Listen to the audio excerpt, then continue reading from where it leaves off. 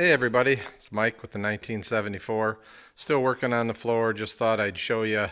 I've got that piece of aluminum that I'm using as a straight edge and clamp it to the board so that I can run the saw along it. And in this particular case, I'm cutting the last, what's going to be the 9-inch piece. That's the step, the intermediate step, and we'll see that when we step inside the coach. But yeah, so it's not maybe perfect because I have my guide is actually going to be on the drop off. In this particular case, it was just the size of the board. That was how it worked. Normally it was the other way around.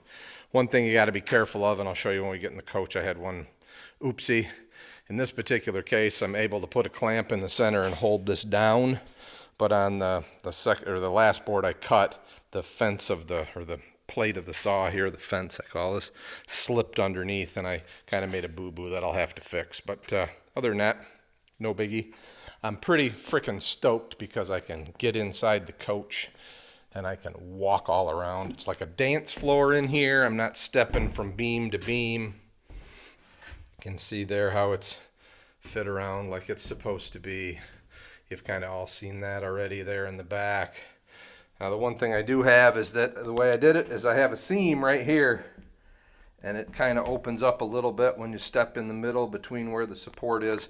So a friend of mine has a biscuit jointer, and I'm going to biscuit join these two pieces of plywood together, and I'm going to do the same thing here.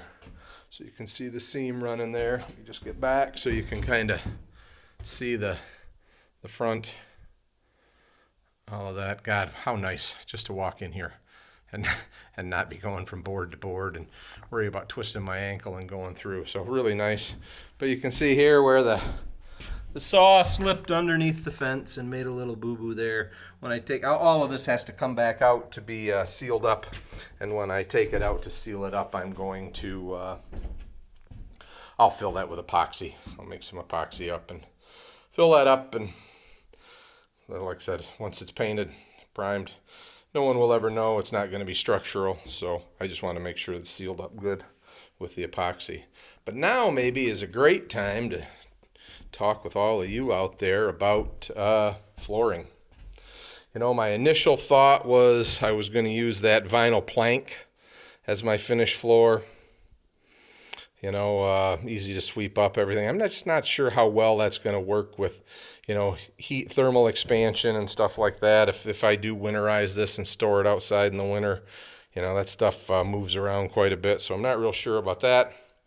Carpet's obviously an easy option. That's what GM did, and for a lot of good reasons. You know, it's easy on the feet.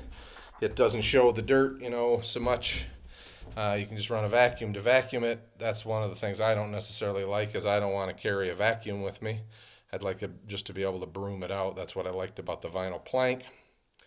I've thought about carpeting up there and then vinyl down here. And actually what I'm considering, and I just see what everybody thinks, is I'm thinking of, you know, good old-fashioned, what I call kitchen vinyl.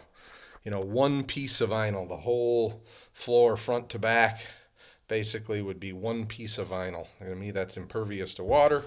Obviously, there'll be some screws through it. Easy to sweep out. You know, it'd be actually back here in my storage areas, everything. So, I don't know.